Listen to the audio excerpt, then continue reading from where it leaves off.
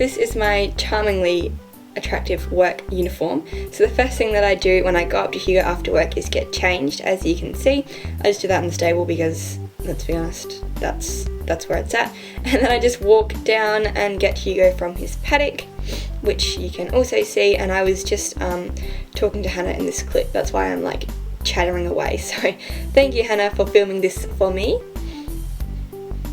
So after I've got him out from his paddock, I just walk him all the way back up to the barn, which takes ages because it's a pretty long, it's probably like 500 meters or so, but when he's walking away from his paddock, he just walks so slowly. And then when I go to walk him into the barn, he always just pauses just to take a moment. I don't know why he does that, but he does it every single time.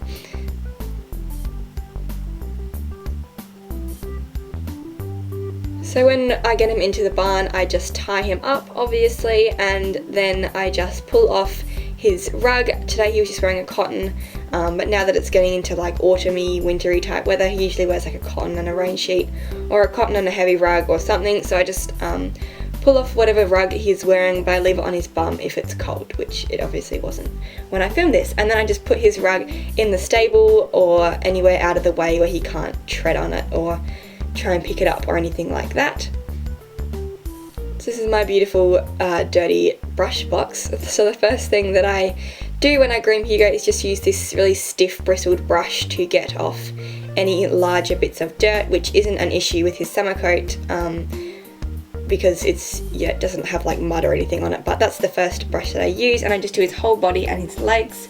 And then I just use this soft bristled body type brush to get off the dust. It's pretty dusty because it's when I filmed this, which was actually like 3 weeks ago, so sorry guys, he still had like his summer coat and everything. So I just use this to get the dust off of him. I find it really effective, and I just do his whole body on both sides and his legs, and also on his face a little bit, just like in the middle because it's quite a big brush. Then I just take this really hard bristled brush. I use this for mud in the winter, but I also use it for manes and tails because it's like really big and it's really quick to brush his mane. I brush his mane with this but not his tail. It would pull out his tail too much, but it's good for his mane, which is like really thick, and I need to get it re-pulled actually, but it grows so fast. So yeah, I just brush it every single day with this to try and keep it tame, hopefully. So this bag I use to keep my washing and like medical type stuff in, and this cream that you can see here is just split end cream for humans. This is what I've been using to thicken up his tail, so some of you have been asking how I've been doing that, and I just take this and rub it through his entire tail, in the middle, on the ends, at the dock, anywhere there is tail, I rub this through. And then I just take this really small soft body brush and brush his tail with that, so it doesn't actually pull out any hair, but it does get out knots and bits of like grass and stuff like that. So I found that's really effective for thickening up his tail. And then I just brush his whole body and his legs with this little brush. I will link it down below. I got it from Horse Lovers and I actually love it so much. It's really like dense, so it's really good at getting all the dust off of him, which is obviously the point of brushing him. But yeah, I just do his whole body and his legs and his face with this brush as well.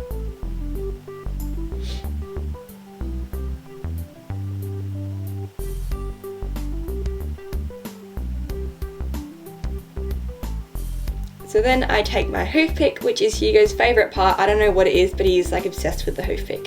And then I just pick out his feet, which is, what you would hope you would do with a hoof pick. And he's good at picking up his feet, so that's, yeah, I always pick out his feet before and after every single ride, just because you can never be too careful with like abscesses or stone bruises or anything like that. So I always do this before and after I have ridden him, or lunged him in this case. The next thing that I do is put on his work boots. So these are the Smart boots from Horse Smart Australia, who I link down below, and I use these every single time I work him. I also have a blue set, and before I put them on, I just make sure I rub the inside and run a hand over his leg, because you don't want anything trapped in there like grit or dirt or like a rock or anything, because if that were to rub on his leg while he was working, obviously that would not be good. So So yeah, and I always just double check the straps because I'm paranoid like that. But yeah, I'll link these boots down below. I'm obsessed with them. And then these are my Wolfwear bell boots with the sheepskin. I got these for my birthday, I believe, a few years ago from Hannah, so thank you, Hannah. And I like to use this when I'm lunging, I don't know, I just think they're pretty. So I just put those on and check them to make sure they are covering his heel and everything. And then he just, you know, is having a bit of a chill. So the next thing I do when I lunge him is put his lunge roller on. I don't use this every time I lunge him, but when I have him in running reins, I do. So I just use a regular saddle pad. This is just my Shockamole navy dressage pad, and then I put my, I think this is Kincaid, this brand of lunging roller. So I just put that on and tuck it into the billet strap so it can't slip, and then I just put a little girth on that comes with it. And I actually put this on the roller I put on back to front, so oh well, didn't really matter, but someone in the comments was bound to be like, oh my god, you put it on backwards. So yes, I did, I'm sorry. And then I just put on this bridle, which I got from Pimp My Pony. I'll try and link it down below. But I take the noseband off because I put this lunge cavesson on him, and obviously, you know, it would get in the way if there was a noseband on the bridle. So once he's all tacked up, I grab my lunge rope and put it on the cavesson and my lunging whip, and then I just walk him all the way back down to his paddock. The arena is not finished yet, so I work him in his paddock or on the arena over the road, which you'll see in a few videos, I'm pretty sure. But yeah, his paddock's pretty flat, so it's fun to like work him in and all that kind of stuff. Takes us about 10 minutes, and he likes to hold the lunge whip because he's cool.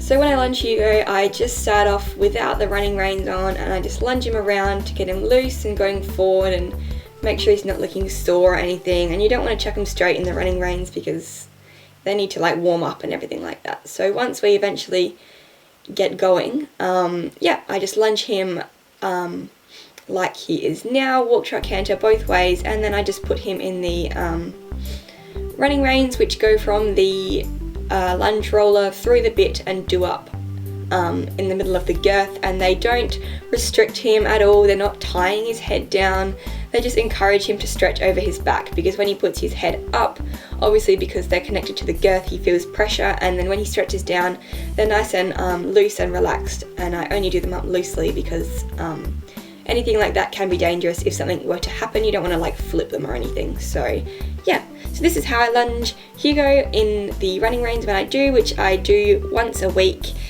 just to, like I said, encourage him to work over his back and everything like that. So yeah, so I am going to stop talking now and go, and yeah, I hope you guys enjoyed this video. I will be doing a riding one as well, so get keen, and yeah, I hope you all are having a great day, and I will see you next time. Bye!